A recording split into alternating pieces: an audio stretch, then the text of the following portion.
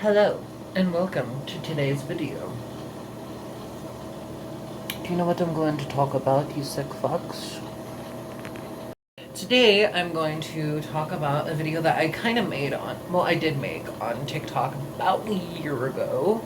So I figure I might as well make one here.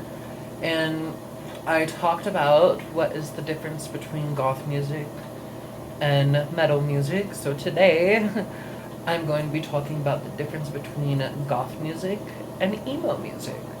So, if you want to keep on watching and find out the difference between goth and emo, music-wise, maybe fashion-wise too, keep on watching. Okay, so the first thing we gotta understand is that there's similarities. Between every genre of music, there's always similarities bound somewhere, right? So, what are the similarities of goth music and emo music? Well, for one, they both sometimes talk about emotional situations, right? They both can sometimes get political. They both are, you know, they both have a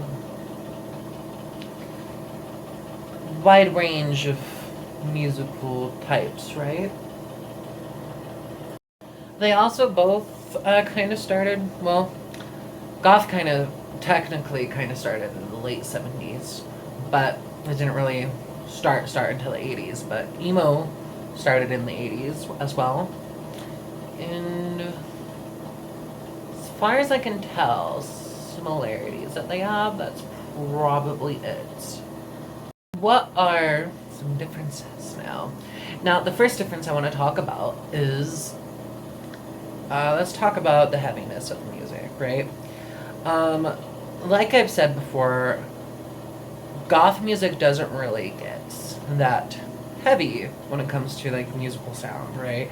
The heaviest it will get will be death rock. Gothic rock can get pretty heavy sometimes, but typically it's death rock that gets the heaviest. I mean, it still gets pretty heavy, but emo music has a wide range, right? Like you can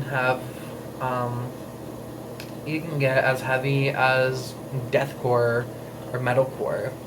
You know, that death emo is definitely more on the heavy side of the spectrum, right? Um, Now, when we talk about types of goth music, there's gothic rock, death rock, ethereal wave, dark wave, post punk, sometimes new wave, and there. With emo music, you have, from what I've heard, there's like the generations of emo music, right? But you have the emo music that was like around in the 80s, like Grey Matter and etc. And then, it kind of went into pop punk from the early 2000s, late 90s. But pop punk didn't really make a huge thing until early 2000s. And then, there's metalcore, deathcore, grindcore. I think pretty much anything with a core in it is classified as emo music, basically. Um, but, and then you also got your classic emo rock bands like Black Veil Brides, My Chemical Romance, etc. Um, but yeah, there's those differences. Yeah. Another difference is with the vocals. Typically with goth music, vocals can either be like very beautiful, like almost ethereal and operatic, right? Like with Requiem in White, with Miranda Sex Garden, Lycia, Dead Can Dance, huge example for the operatic sounds, right? But you can also have that kind of more disturbing voice, like Nick Veen, Roz Williams, Peter Murphy. Kind of like a deep, dark, almost vampiric type of voice, right? And it's not necessarily, there is screaming that sometimes in goth music, like, it's Very rare though. I think people, because they look at the look of goth, right, and they think, oh my god, it's just screaming. It's just gonna be screaming and heavy music, right? When in reality, I think Nick Fiend has a couple songs, where he's basically screaming, but that's about it. There's maybe some Roz Williams that does screaming, sometimes, but you kind of find more like screaming when it's like more into the industrial side of goth music, right? Like it's just not really much of a thing in our types of music. While in emo, it's very much a thing, and emo, a lot of bands are known for their screaming, like Flyleaf, My Chemical Romance, Black Veil Brides, uh, Bringing the Horizon, like a lot of screaming and that kind of music, Um, so yeah, there's that. That's also a huge difference. I think that also when it comes to lyrically, while they do have similarities in that with some stuff, you know, or not punk, emo definitely takes more on the angsty side of things, if that makes any sense. Like they're angry, a little bit of rebellion in there, kind of, that teenager moody situation, right? That's a lot of emo music kind of has that, you know. While goth music, a lot of it is like, political, can be political, can be angst a little bit with Roz, um, but it can also talk about a lot about death, a lot about morbid fascinations, dark history. If you listen to a lot of Susie Sue, with her song about Pompeii, or stuff like that. I think emo music definitely has more of a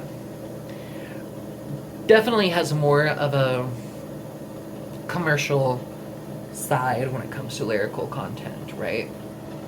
Popularity aside of things, emo definitely takes the bigger in this, because when it comes to goth bands popularity wise, it's not like, oh,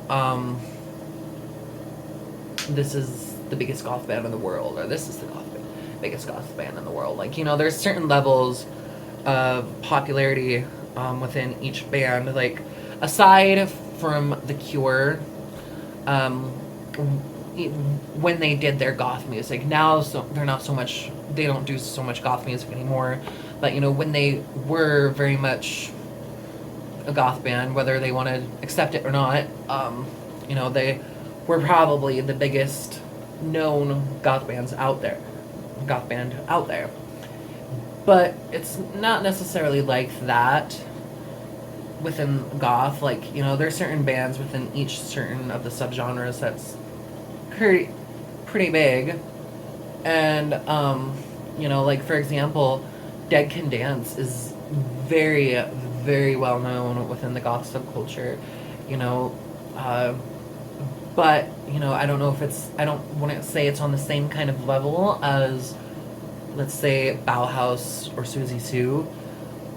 And there is other bands like Boy Harsher, Laban and Hanover, that's getting very well known, but at the same time it's like more of like a cult following than like a popularity contest, if that makes any sense. The Crew Shadows, stuff like that. With emo music, you definitely have the higher route within the popularity, right? Like, you have bands that, like My Chemical Romance, that's won Grammy Awards, right? You've had emo bands that, like, are in nearly every other Marvel movie. For example, you have Fall Out Boy, you have Avril Lavigne, you have a whole bunch of these like 2000s, especially 2000s, like alt, pop punk, rock era, where these bands were getting a whole lot of success. While as to goth, I think the one band that's had most success would probably be The Cure. They got introduced to the Rock and Roll Hall of Fame and etc. but at the same time, they're not really goth anymore, and they have a few had a few goth albums, but not so much a goth band anymore. But that's like the most popular as it goes. Um, no goth band. I don't think any goth bands won Grammy awards or Oscar awards. That definitely goes more towards the emo side of things. And Andy Biersack. Amount of awards that he has, the popularity that the emo side kind of has within their whole subgenre. And I'm talking about like the newer emo music. Like I would say, like if there's any type of emo music that hasn't had that kind of popularity, it would definitely be like the original emo music, from the 80s. I feel like those guys really don't get much talked about left. Now, I would say that there's like this type of like subgenre of like goth stereotypes called the mall goths, which I would say that was probably. I think a lot of people are debating now whether or not that's more of like an emo thing, which I would say it is more of an emo thing, but I want to also say it's more of a metalhead thing because a lot of new metal bands could also be considered part of the emo type, like Linkin Park, Breaking Benjamin, fucking Slipknot, etc. A lot of those, can be considered emo music, not goth, but, uh, although, new metal, the funny thing about new metal is, the main person that kind of created sort of the label of it, the band Korn, one of their biggest inspirations was The Cure, Bauhaus, Christian Death, so it's kind of interesting how that kind of is with how music is with that, but yeah, I would definitely say that both alternative musical subcultures have definitely grown a lot since their beginning era. A lot more goth bands on the rise, a lot more emo bands on the rise, and we like alternative music, so that's one positive thing to look on both sides. I think the thing to understand is these musical subcultures are so drastically different. I mean, even if you look at the festivals, in America at least, there's more festivals that lean towards like the emo side rather than goth festivals. You got I don't know, When We Were Young, stuff like that. There's so many of them that come out every year, but goth is more, well, goth is more of like a festival thing over in Europe, right? And if you go to these like the festivals, like let's say you go to Wave Gothic Treffen versus going to that When We Were Young festival, you will see like the huge differences between the two, and the bands that go in between each of them and stuff like that. Warped Tour, that was very much an emo thing. Well, we got in the goth side, we got Wave Gothic Treffen, we got Mara Luna, we got Amphi Festival. There's a couple festivals in America that are goth, more goths and intrigued, I guess, like Dark Forest and etc. But yeah, like there's, I don't know, it's just kind of it's interesting how so many people don't know the difference between the two, and it's, when you look at it, it is very, very much different from each other. It's aside from like the looks and stuff, you look at you can look at two alternative people and they could look the exact same, right? But one of them could be an emo, one of them could be a goth, right? And the one way to tell is just listen to the music, watch the festivals they go to, the clubs they go to, stuff like that. So I am a goth. I'm not an emo.